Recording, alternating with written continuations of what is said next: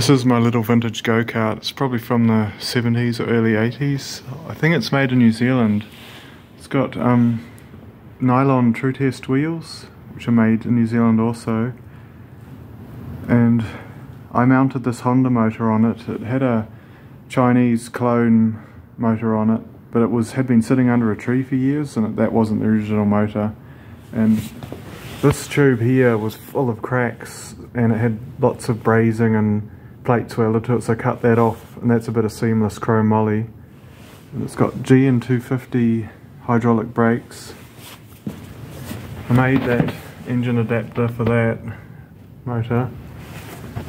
These Honda GX200 motors go surprisingly well. Like, I've got the governor, a rod, it's a bit of welding rod hooked up so it bypasses the governor.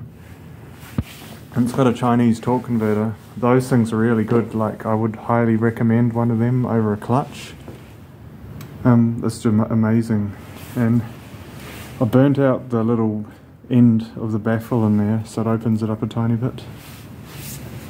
And I adapted that sprocket to there. That's a 37 tooth. And it's got 10 on the front, so I think that's quite a good ratio. It's got new bearings in the rear axle. It's a GN250 front brake caliper. And that's universal go-kart parts. A fiberglass seat. Sort of a beach buggy steering wheel from that era. It's actually really uncomfortable and quite scary. It's really twitchy in the steering. Like, they've been sitting under the tree so long, that's gone really pitted, but it's still solid. And these are new rod ends.